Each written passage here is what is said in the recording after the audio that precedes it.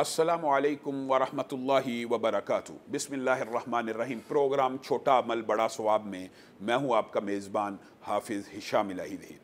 معزز سامعین گرامی قدر، ہم نے آپ کے سامنے بہت سے اعمال رکھے جو کرنے میں نہایت آسان ہے اور جن کا اجر و ثواب بہت ہی زیادہ ہے۔ آج ان میں سے ایک عمل آپ کے سامنے اور رکھیں گے، لیکن یہ عمل تعلقات کے اوپر ڈیپینڈ کرتا ہے، ایک دوسرے کے ساتھ معاشرتی جو رویے ہیں ان کے اوپر انحصار ہے اس عمل کا۔ نبی کریم صلی اللہ علیہ وسلم ممبر کے اوپر چڑھ رہے ہیں، آپ 3 مرتبہ آمین کہتے ہیں۔ دیکھنے والوں نے کوئی چیز دیکھی نہیں، آپ حیران رہ گئے صحابہ کہ آپ نے کس بات کے اوپر آمین کہا ہے؟ تو نبی کریم صلی اللہ علیہ وسلم نے کہا آسمان سے جبریل امین آئے تھے۔ یہ حدیث آپ کے سامنے پہلے بھی رکھی تھی رمضان کے حوالے سے۔ جبریل امین نے آ کے 3 دعائیں کی ہیں، اور ایک دعا ان میں سے یہ ہے کہ جو شخص رمضان کا مہینہ پائے اور اپنے آپ کو جہنم سے آزاد نہ کروائے، ہلاک ہو گیا، برباد ہو گیا۔ مختلف روایات کے الفاظ ہیں۔ اور دوسری بات اس میں یہ تھی کہ جو رسول اللہ صلی اللہ علیہ وسلم کا نام سنے اور پھر ان کے پر درود نہ بھیجے، ہلاک ہو گیا، برباد ہو گیا، اس کی ناک خاک آلود ہوگی۔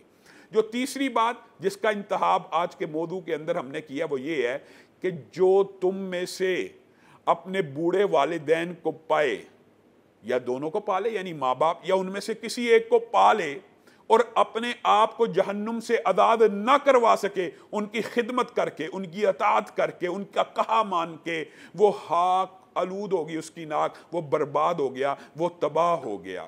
صرف ایک یہی حدیث اگر ہوتی تو اسلام کے اندر والدین کے سارے حقوق بتلا جاتی کہ کسی بندے کے والدین، والد زندہ ہے یا والدہ یا دونوں زندہ ہیں، بالعموم دونوں زندہ ہیں، تو آپ نے دونوں کی ایسی خدمت کرنی ہے کہ آپ نے اپنے آپ کو اگر جہنم سے آزاد کروانا ہے تو والدین کی اطاعت کر کے کروانا ہے۔ والد بھی جنت کا دروازہ ہے، اور ماں کے تو پاؤں کے نیچے جنت ہے۔ اور یہ بات ایک صحابی نے رسول اللہ صلی اللہ علیہ وسلم کے پاس آ کے پوچھا تھا، اے اللہ کے رسول، میں آپ کے ساتھ جہاد کرنا چاہتا ہوں، جہاد فی سبیل اللہ۔ تو رسول اللہ صلی اللہ علیہ وسلم نے کہا تھا تیرا جہاد یہ ہے کہ تو اپنے ماں کی خدمت کر، اس کے قدموں کے نیچے تیرے لیے جنت ہے۔ یہاں پہ رسول اللہ صلی اللہ علیہ وسلم نے یہ بات بیان کی تھی کہ ماں کے قدموں کے نیچے جنت ہوتی ہے۔ آج قرآن پاک کے اندر اگر آپ اٹھائیں نا، وَبِالْوَالِدَيْنِ إِحْسَانًا وَبِالْوَالِدَيْنِ إِحْسَانًا، کتنی مرتبہ اللہ رب العزت نے ایک ہی لفظ کے ساتھ نازل کیا۔ اور نبی کریم صلی اللہ علیہ وسلم نے شرک کے ساتھ کئی مرتبہ سب سے بڑا سنگین گناہ کیا بیان کیا؟ شرک کے ساتھ۔ شرک دیکھے اللہ کی ذات کے ساتھ ہوتا ہے، اللہ کے علاوہ کسی کی عبادت کرنا، اور اس اتنے عظیم اور سنگین گناہ کے ساتھ والدین کی نافرمانی کا رسول اللہ ذکر کر رہے ہیں۔ سب سے بڑا گناہ کون سا؟ شرک ہے۔ پھر ہے اللہ کے رسول والدین کی نافرمانی، پھر اللہ کے رسول والدین کی نافرمانی، ایک مرتبہ نہیں 12 مرتبہ۔ ہاں، قتل کا ذکر بھی کیا ہے، زنا کا ذکر بھی ہوا ہے، لیکن والدین کی نافرمانی کا ذکر بھی ہوا ہے۔ اور مفسرین کا اس بات کے اوپر اتفاق ہے، اتفاق، فَلَا تَقُلْ لَهُمَا اُفٍّ۔ کیا اتفاق ہے کہ اف سے چھوٹا کوئی کلمہ اگر عربی زبان میں ہوتا تو اللہ رب العزت والدین کی اطاعت کے اندر اس کلمے کو یوز کرتے۔ گویا والدین کو تو اف بھی نہیں کرنا، اور کن والدین کو؟ جو مشرک ہوں۔ شرک کتنا بڑا گناہ ہے۔ اگر والدین مشرک ہے اس کی اطاعت اور فرما برداری ہے، تو اگر والدین مسلمان ہیں اس کی اطاعت اور فرما برداری کیسی ہونی چاہیے؟ جو سبحان ربی الاعلیٰ کہہ رہا۔ ہاں، یہ بات بھی یاد رکھیں، والدین کی اطاعت فی المعروف ہے، جو وہ اچھا حکم دے، بھلائی کا حکم دے، معاشرتی حکم دے، وہ ماننا ہے۔ اگر کوئی مشرک والد یا والدہ شرک کا حکم دے، وہ قابل اطاعت نہیں ہے۔ وَصَاحِبْهُمَا، ان کے ساتھ دنیا گزارنی ہے معروف کے تحت۔ اطاعت فی المعروف ہی ہے۔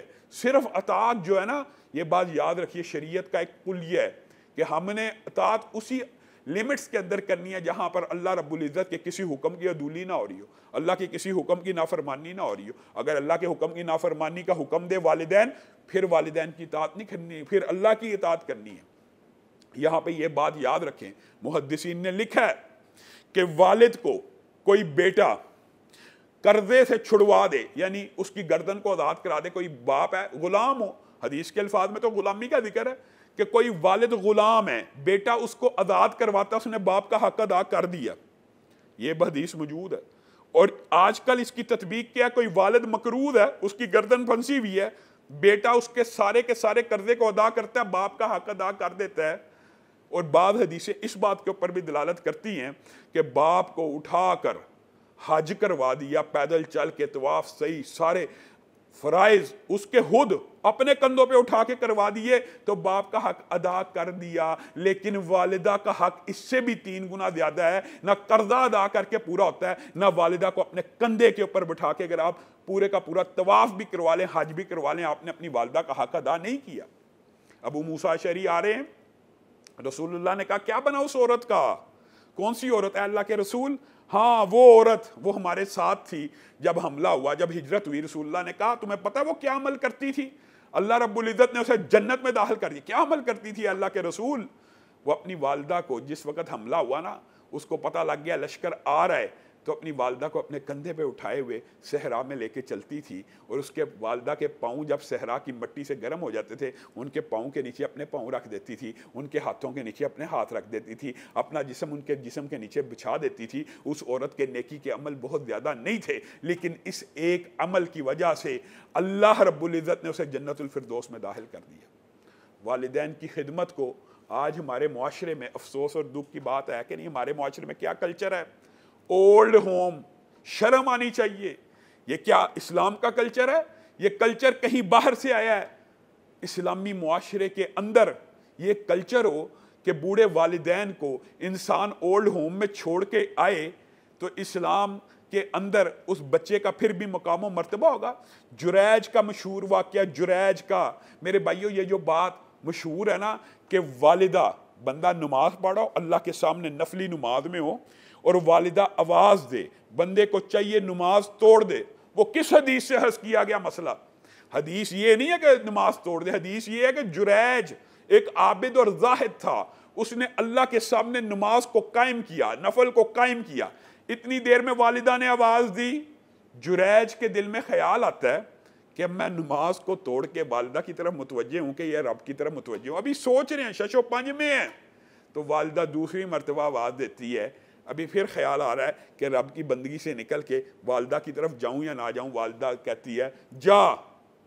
یہ بات یاد رکھیے، ایک نیک، ایک عابد، ایک زاہد حالت نماز میں عبادت کے اندر کھڑا ہے اور والدہ کے منہ سے صرف یہ بات نکلی، اس وقت تک تجھے موت نہ آئے جب تک ایک بری عورت کے تو منہ نہ لگ جائے۔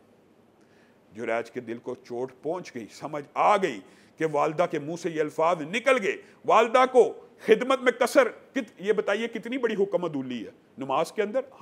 ہمیں تو والدین فون کریں، ہم فون نہیں اٹھاتے، فون پہ گھر بلانے کی کوشش کریں، ہمارے آگے سے جوابات ہوتے ہیں، تیز تیز زبانیں چلتی ہیں۔ یہ جریج پھر ان کے ساتھ ایک عورت نے برائی کا، بہت خوبصورت عورت نے برائی کا ارادہ کیا، انہوں نے اس کو انکار کر دیا، نیک بندے تھے، وہ کسی چرواہے کے پاس گئی اور اس کے بعد بچہ پیدا ہوا، لوگوں نے کہا یہ کس کا بچہ اٹھا کے لائی؟ اس نے کہا جریج کا بچہ اٹھا کے لائی۔ اب جریج کو لوگوں نے مارا پیٹا، جریج کو اس بات سمجھ آ گئی کہ یہ میری والدہ کی وہ بد دعا ہے، اللہ کے سامنے رونے لگے، اللہ کے سامنے گڑ گڑانے لگے، والدہ کی نافرمانی کی توبہ کی، اور ساتھ ہی بچے کو کہتے ہیں 1 دن کا بچہ ہے۔ یہ دیکھیے جریج کی گواہی کون دے رہا ہے؟ نبی کریم نے کہا وہ بچے جو بولے تھے ان میں سے ایک یہ جریج کا بچہ بھی تھا جو پیدائشی طور پہ بولے۔ جریج نے کہا بتا اے بیٹے تو کس کا بیٹا ہے؟ تو اس بچے نے کہا میں جریج کا بیٹا نہیں ہوں، میں فلاں چرواہے کا بیٹا ہوں۔ میرے بھائیو یہ تو نیک عابد زاہد تھے، کرامت بھی ظاہر ہوگی، لیکن ان کا جرم کیا ہے؟ ان کا جرم صرف یہ ہے کہ انہوں نے والدہ کی آواز دوران نماز توڑ کے نہیں سنی۔ تو محدثین نے اور آج جو معاشرے کے اندر بات مشہور ہے کہ اگر آپ نفلی نماز کے اندر بھی کھڑے ہیں نا اور آپ کی والدہ آپ کو آواز دے، آپ نے دوڑ کے ان کی آواز پہ لبیک کہنا ہے، آپ نے ان کی بات سننی ہے، آپ نے ان کی بات ماننی ہے۔ ہمارے معاشرے کے اندر یہ کلچر کہاں فوت ہو رہا ہے، یہ کہاں دفن ہو رہا ہے؟ آج بچے یہ چاہتے ہیں ہم آزاد ہیں، ہم آزاد ہیں، ہماری والدہ آواز دے رہی ہے، ہم رپلائی کریں، ہم بیزی ہیں، ہم مصروف ہیں۔ اللہ رب العزت جو کہا گیا، جو سنا گیا، اس کو سمجھنے کی توفیق عنایت فرمائے۔ یہاں پہ لیتے ہیں ہم ایک چھوٹا سا وقفہ۔ والدین کی خدمت، والدین کی اطاعت اتنا بڑا عمل ہے، کرنے کو تو تھوڑا ہے۔ دیکھیں والدین سے، والدہ اور والد سے تو قدرتی محبت اللہ نے دل میں ڈالی ہوتی ہے، تو جس کی محبت ہو اس کی اطاعت کرنا تو نسبتاً آسان ہی ہوتا ہے، لیکن ہم نے یہ آسانی والی چیزیں بھی اپنے لیے مشکل بنا دی ہیں، حالانکہ اس کا درجہ، اس کی قدر و منزلت اس قدر زیادہ ہے کہ اگر آپ اپنے والد اور والدہ کو خوش کریں گے، آپ نے اپنے لیے جنت کا رستہ آسان کر لیا۔ اور آپ نے اکثر بالعموم بڑے لوگوں سے یہ بات سنی ہوگی، وہ آپ کو یہ بتلائیں گے ہمیں ہماری والدہ کی دعا لگ گئی، ہمیں ہمارے والد کی دعا لگ گئی۔ اور دعا کا لگنا ہے تو ایک ذہن میں ویسے کرنی کا نام آ گیا، تابعی ہیں، صحابی نہیں ہیں۔ یہ بات بھی آج آپ نے سمجھنی ہے، دنیا کے سارے تابعی جمع ہو جائیں کسی صحابی کی عظمت کا مقابلہ نہیں کر سکتے۔ صحابی تو ایک ہاتھ بھی اگر خرچ کرے، نصف بھی خرچ کرے، تو اس کے اجر و ثواب کو کوئی نہیں پہنچ سکتا۔ یہ معاشرے میں غلط باتیں مشہور ہیں کہ آج کوئی ناظرہ قرآن پڑھے گا تو صحابی سے زیادہ درجہ لے لے گا۔ یہ سب مغالطہ ہے، یہ غلط فہمی ہے، یہ مبالغے ہیں۔ صحابہ سے زیادہ اجر و ثواب کسی کو نہیں ملتا۔ یہ تابعی ہیں، ویسے کرنی ہے۔ صرف رسول اللہ صلی اللہ علیہ وسلم عمل ظاہر کرنا چاہتے ہیں، عمل بتانا چاہتے ہیں کہ یہ اپنی والدہ کی ایسی خدمت کرتے تھے، ایسی خدمت کرتے تھے۔ رسول اللہ نے کہا کرن کے ہیں۔ رسول اللہ صلی اللہ علیہ وسلم نے یمن کا بتایا، ان کے قبیلے کا بتایا، ان کی پھل بیری کے نشان کا بتایا کہ ان کے یہاں یہاں نشان ہے۔ اور کیا کہہ رہے ہیں عمر و علی کو کہ اس سے دعا کروانا۔ عمر و علی تو صحابی ہیں، عمر و علی تو خلفائے راشدین میں سے ہیں، لیکن مجھے اور آپ کو سمجھا رہے ہیں ویسے کرنی کا مقام صحابہ سے افضل نہیں ہے، لیکن ایک خاص جو ان کا عمل ہے وہ کیا ہے؟ وہ اپنی والدہ کی ایسی خدمت کرتے ہیں کہ جب وہ ہاتھوں کو اٹھاتے ہیں تو اللہ تعالیٰ ان کی دعا کو رائے گا نہیں جانے دیتا۔ اللہ تعالیٰ ان کی دعا کو سنتا ہے، ان کی پکار اور فریاد کو سنتا ہے۔ وجہ کیا ہے؟ اس نے اپنی والدہ کی ایسی خدمت کی ہے۔ میرے بھائیو، والدہ کی خدمت کر کے بندہ ویسے کرنی بن جاتا ہے۔ اور جناب علقمہ کا جو مشہور واقعہ ہے نا، یہ حدیث ضعیف ہے، اس کی روایت میں ضعف موجود ہے۔ اس روایت کے جو الفاظ ہیں ان میں ضعف ہونے کے باوجود اس میں مفہوم درست ہے کہ والدہ کی نافرمانی انسان کو آگ میں لے جاتی ہے اور والدہ کی فرما برداری انسان کو جنت میں لے جاتی ہے۔ اس مفہوم کے اوپر تو امت کا اتفاق ہے۔ واقعہ کچھ یوں ہے کہ علقمہ آخری لمحے میں ہے اور منہ سے کلمہ جاری نہیں ہو رہا۔ صحابہ دوڑتے ہوئے آئے، کہا اللہ کے رسول، آپ کے صحابی کے منہ سے کلمہ جاری نہیں ہو رہا آخری وقت میں۔ رسول اللہ صلی اللہ علیہ وسلم بھی تیزی سے اٹھے، پوری تحقیق کی، پتہ چلا، والدہ کو بلایا۔ والدہ نے کہا میرے ساتھ تو بڑا اچھا معاملہ ہے، ہاں ایک بات ہے۔ معزز سامعین گرامی قدر، آپ نے اس بات کے اوپر توجہ کرنی ہے کہ اس نے میری اچھی خدمت کی، اس نے میری اچھی تابعداری کی، اس نے میری اچھی اطاعت کی، لیکن میں جب اس کو بلاتی تھی نا آگے سے تیز تیز بولتا تھا، تیز تیز۔ آج ہم اپنی ماں باپ کے ساتھ کس لہجے میں، کس رویے کے ساتھ بات کرتے ہیں؟ آج ہم چند والدین کے پیسوں کی چند ٹکے کمانا شروع کر دیں، والدین کی محنتوں سے تھوڑی سی تعلیم حاصل کرتے ہیں۔ والدین کی محنت ہے۔ ایک وقت وہ تھا کہ تو اپنی صفائی بھی خود نہیں تھا کر سکتا، والد اور والدہ تیری صفائی اور طہارت کیا کرتے تھے۔ آج تو 2 کلاسیں پڑھ گیا یا 2 ٹکے کما دیے تو والدین سے تیز تیز بولتا ہے۔ یہ علقمہ کے بارے میں والدہ کہتی ہیں تیز تیز بولتا ہے، تو دل میں یہ بات ہے۔ رسول اللہ نے کہا جمع کرو لکڑیاں، علقمہ کو آگ لگا دو۔ والدہ نے کہا یہ کیا کرتے ہو؟ کہا اگر یہاں پہ نہیں جلے گا تو آگے جل جائے گا اگر تم معاف نہیں کرے گی۔ میرے بھائیو، ہم نے اپنے والدین کے کتنے دل دکھائے ہیں۔ آج ابھی بھی موقع ہے، والدین کو راضی کر لیجئے، والدین کو راضی کر کے اپنے لیے جنت کا پروانہ حاصل کر لیجئے۔ ہم عجیب معاشرے میں زندہ ہیں۔ پہلے آپ کے سامنے رکھا اولڈ ہوم، کس کے لیے؟ والدین کے لیے۔ جس وقت والدین کو یہ جیسا کرو گے ویسا بھرو گے صرف باتیں ہیں، کیا احسان کا بدلہ احسان نہیں ہے؟ وہ والدین جنہوں نے 2-3 سال لگاتار آپ کی پاکیزگی، آپ کی طہارت، آپ کے ہر آسانی کا، جس وقت آپ کمزور تھے، جس وقت آپ خود طہارت نہیں تھے کر سکتے، خیال رکھا۔ والدین بوڑھے ہو جائیں تو رات کو ایک وقت میں ان کی طہارت آپ کے لیے مشکل ہو جاتی ہے۔ حق تو یہ بنتا ہے، اللہ کی قسم، والدین بزرگ ہو جائیں، بوڑھے ہو جائیں تو پھر ان کو اس طرح لوارث نہ چھوڑا جائے کہ کوئی والدہ اور والد بستر پہ پڑا ہے اور اس کو طہارت نہیں حاصل ہو رہی اور وہ بیچارہ نماز پڑھنے سے بھی قاصر ہو گیا کہ کوئی بچہ آئے گا، مجھے طہارت کرائے گا، مجھے باتھ روم لے کے جائے گا۔ آج کل تو یقین مانیے والدین اس غم میں ہوتے ہیں کہ کاش اللہ ہمیں اتنی عمر ہی نہ دے کہ بڑھاپے کی وہ عمر آ جائے، معذوری کی وہ عمر آ جائے، محتاجی کی وہ عمر نہ آ جائے کہ بچوں کے سر کے اوپر پڑ جائیں اور پھر بچوں نے نہ ہماری طہارت کا خیال کرنا ہے۔ اگر طہارت نہ ہوئی تو ہم عبادات کیسے کریں گے؟ ایسے ہمارے کئی نمازی ہیں جو آ کے ہمیں بار بار یہ کہتے ہیں علامہ صاحب دعا کیا کریں اللہ محتاجی کی زندگی نہ دے۔ تو یہ آپ کے اوپر حق ہے، میرے بھائیوں آپ کے اوپر، میری بہنوں، میری بیٹیوں، آپ کے اوپر حق ہے آپ کے والدین کا، اگر وہ عمر کے اس حصے میں پہنچ جائیں جہاں پہ ان کو طہارت کی ضرورت ہے، آپ نے اپنی طہارت سے بھی زیادہ ان کی طہارت کا خیال رکھنا، کیونکہ یہی وہ ہیں جنہوں نے بچپن میں آپ کی طہارت کا خیال کیا تھا. آپ ان کے بغیر کچھ نہیں ہیں. رسول اللہ صلی اللہ علیہ وسلم کے پاس ایک بیٹا شکایت لگانے آ گیا، ہیں صحابی ہیں، آ کے کہا اللہ کے رسول میرے والد جو ہیں نا وہ جتنے مرضی پیسے میری جیب میں سے نکال لیتے ہیں، جب بھی میں پیسے لے کے آتا ہوں میری جیب میں سے نکال لیتے ہیں. رسول اللہ صلی اللہ علیہ وسلم نے والد کو بھی بلا لیا. اور یہ ایک لمبی چوڑی روایت ہے، اس کے اندر بعض روایتیں ضعیف ہیں، کچھ باتیں صحیح بھی ہیں. وہ کچھ سوچتے آ رہے تھے، شاعری کرتے آ رہے تھے. رسول اللہ صلی اللہ علیہ وسلم کو جبریل امین نے خبر دی. بعض روایات کے اندر الفاظ یہ ہیں، اور جو صحیح روایات ہیں رسول اللہ نے پوچھا کیا معاملہ آپ اپنے بیٹے کے پیسے جتنے وہ لاتا ہے جتنا آپ کا دل کرتا ہے نکال لیتے. تو ان کے باپ نے رسول اللہ صلی اللہ علیہ وسلم کو کہا جب یہ چھوٹا سا تھا، جب یہ 1 دن کا تھا، اس کی طہارت اور پاکیزگی کا خیال میں کرتا تھا. جب یہ 2 دن کا تھا میں نے یہ کیا، جب یہ 1 سال کا تھا میں نے یہ کیا، جب یہ 2 سال کا تھا میں نے یہ کیا. ایک لمبی چوڑی حدیث ہے. رسول اللہ صلی اللہ علیہ وسلم بچپن کی وہ سارے واقعات سن رہے ہیں. یہ مجھ سے ایک ایک چیز کے بارے میں بار بار پوچھتا تھا، میں 100 مرتبہ جواب دیتا تھا. یہ چل نہیں تھا سکتا، میں نے اس کو چلانا سکھایا. یہ دوڑ نہیں تھا سکتا، میں نے اس کو دوڑنا سکھایا. یہ تلوار نہیں تھا پکڑنا جانتا، وغیرہ وغیرہ. رسول اللہ صلی اللہ علیہ وسلم کی آنکھوں سے آنسو گر رہے ہیں، اور صحابی کو مخاطب ہو کے کیا کہتے ہیں، تو اور تیرا مال یاد رکھی آج کے بعد. یہ امت کے لیے نصیحت ہے، یہ صرف اس صحابی کے لیے نصیحت نہیں تھی. آج کے بعد تو اور تیرا سارا مال تیرے والد کا ہے، تو اور تیرا سارا مال تیرے والد کا ہے. یہاں سے محدثین نے اس بات کو اخذ کیا کہ والد کو یہ حق حاصل ہے کہ وہ اپنے بیٹے کے پیسے کو، اپنے بیٹے کے کاروبار میں سے جتنے جی چاہے پیسے لے سکتا ہے، کیونکہ بیٹا سارے کا سارا باپ کا ہی ہوتا ہے، اور بیٹے کی ساری تربیت باپ نے کی ہوتی ہے، اور بیٹے کے سارے کاروباری ہنر باپ نے سکھلائے ہوتے ہیں. تو رسول اللہ صلی اللہ علیہ وسلم نے یہ بھی کہا، اور یہاں پہ محدثین نے ایک باب بند ہے. اصل بات یہ ہم دین سے دور ہیں، ہمیں اندازہ نہیں ہے. محدثین نے یہ باب بھی بند ہے کہ اگر والدین، یاد رکھیے والدین کے ساتھ سب سے بڑی حق تلفی کب ہوتی ہے؟ بیوی آ جانے کے بعد. افراد تفریط نہیں ہونی چاہیے. بیویوں کے بھی حقوق ہیں، بیویوں کے بھی حقوق ہیں، اس بات سے انکار نہیں ہے. لیکن اللہ کی قسم اللہ رسول کے بعد اطاعت کے سب سے زیادہ لائق مرد کے لیے اگر کوئی ہے تو والدین ہے، اور اگر عورت کے لیے کوئی ہے تو اس کا خاوند ہے.